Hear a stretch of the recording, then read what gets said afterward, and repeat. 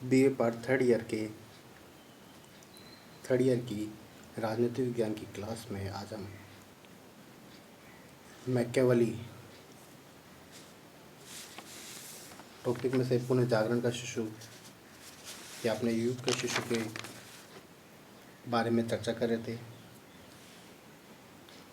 जिसमें हमने 2 पॉइंटों का अध्ययन किया था, जिसमें 1 नंबर पर मानवतावादी विचारों का प्रोत्साहन था और दूसरे नंबर पर नैतिकता, आचार तथा राजनीतिक से पृथकता पर हमने चर्चा की थी। इससे पहले हमने मैकियावेली के जीवन परिचय, रचनाएं आदि के बारे में चर्चा की। आज हम आगे के पॉइंट, जो 3rd नंबर का पॉइंट है, उसके बारे में अध्ययन करेंगे, जो कि है राजनीतिक निरंकुशता। अब जो पुनः जागरण का जो काल था, उसमें भारी राजनीतिक परिवर्तनों का काल के रूप में हम देखते हैं, यह माना जाता है। जो शक्तिशाली शासक थे वे निरंकुश राजतंत्र स्थापित उन्होंने कर लिए थे। सारी शक्ति थी वो राजाओं के हाथों में केंद्रित हो गई। मैकियावेली ने एक केंद्रीय सत्ता की स्थापना पर बल दिया और शक्ति की सर्वोच्चता या निरंकुशता की पूजा की। उनके अनुसार शक्ति का औचित्य शक्ति ही है और कोई और नहीं। इस प्रकार मैकियावेली ने राजनीतिक जो निरंकुशता थी का उपदेश देकर इस युग में प्रारंभ किया, जिसे आजकल की राजनीति में हम शक्ति की राजनीति कहते हैं। अगला पॉइंट, राष्ट्र का नज़रिया। इन्होंने अपनी जो विचारधारा थी, ये राजनीतिक विचार थे, तो उनसे लोगों में राष्ट्रीय भावना को जगाया।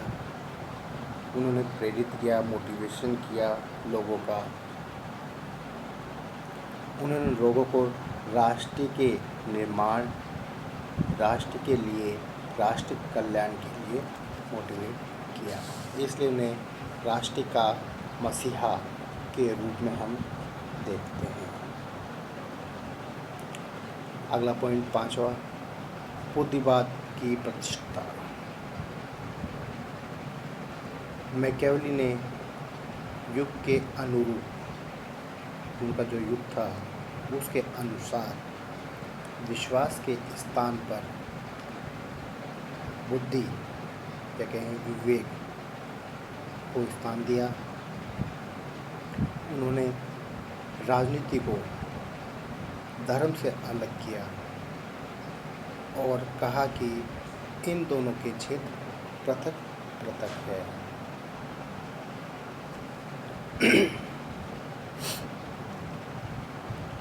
मैकियावेली सभी दृष्टि से पुनर्जागरण का शिशु।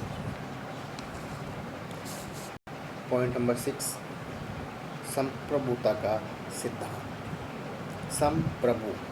संप्रभु से तात्पर्य है जिसके अंदर सारी शक्तियाँ समाहित है, या कहे राजा वो सभी सर्वे सर्व। मैकियावेली ने राज्य को सर्वोपरि सत्ता माना और राज्य की जो संप्रभुता पर लोगों की आस्था कायम की, कि राज्य को सर्वोपरि या सर्वोपरि सत्ता मानकर जो राज्य की संप्रभुता थी उस पर लोगों की आस्था कायम की या मोटिवेट किया या उसको मानने के लिए प्रेरित किया। यह राजा को निरंकुश एवं शक्ति युक्त देखना चाहता था। मैकियावेली कहता कि राजा को निरंकुश और शक्ति युक्त देखना चाहता था। तथा सभी उसके आदेशों की पालना करें, कि कोई भी जो राजा है उसके आदेशों की अवज्ञा नहीं करे। और साथ में कहा था कि कोई यदि अवज्ञा करता है तो राजा को उसे कुचल देने की शक्ति उसके अंदर निहित होनी चाहिए। अगला पॉइंट 7 नंबर, जिसमें आता है अवसरवादिता। मैकियावेली ने कई बार जो उनके विचार थे उनमें अवसरवादिता परिलक्षित होती है, दिखाई देती है, या इसका परिचय दिया। उसने राज्य को अवसरवादी बनाने व अपना काम निकालने की सलाह दी है और कहा है कि सिद्धांतों में पढ़कर अपनी दुर्दशा न करें। तो उनके जो विचार थे अवसरवादिता थे। तो स्पष्ट रूप से दिखाई दे रहा है कि वो राज्य को क्या सलाह देता है कि अपना काम निकालना, जैसे भी कोई काम होता है तो किसी प्रकार से उसको निकाल लेना है, सिद्धांतों के चक्कर में पढ़कर नहीं पढ़ना है। 8वां पॉइंट, व्यक्तिवाद का समर्थक। जो मैकियावेली है वो व्यक्तिवाद का समर्थक भी रहा है। उन्होंने पुनर्जागरण के उद्देश्य को सामने रखा और व्यक्तियों में पुरुषार्थ की भावना, जगत में कुछ करने के लिए प्रेरित, यश और सम्मान प्राप्त करने के लिए हमेशा प्रोत्साहित करते रहे हैं। किनको? लोगों को सामने कौन कौन सी बातें रखी? पुरुषार्थ बढ़ने की भावना, जगत में कुछ करने की भावना, यश और सम्मान प्राप्त करने के लिए हमेशा प्रोत्साहित करते रहे और साथ ही ईश्वर के स्थान पर व्यक्ति की प्रभुता को स्थापित करने का हमेशा उन्होंने प्रयास किया है। अगला पॉइंट, भौतिकवाद व धर्मनिरपेक्षता का उपदेशक। जो मैकियावेली है उसे भौतिकवादी व धर्मनिरपेक्षता का उपदेशक भी माना जाता है। उन्होंने कहा कि भौतिक जो सुख है प्राप्त करने के लिए हमें सारे प्रयास करने चाहिए, कि जो भी भौतिक सुख हैं हमें प्राप्त होने चाहिए, उनके लिए हर प्रकार के प्रयास करने चाहिए। ईश्वर तथा धर्म कल्पनाएं वो हैं, वो केवल एक कोरी कल्पनाएं हैं, होती हैं।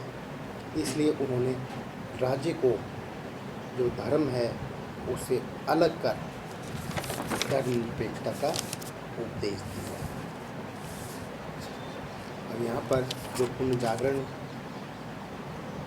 का शिशु या अपने युग का शिशु है वो यहाँ पर ख़त्म हो जाता है। इसके बाद जो नेक्स्ट आता है उनके हैं कि राजनीतिक विचारों के बारे में, जिसके बारे में हम नेक्स्ट क्लास में चर्चा करेंगे।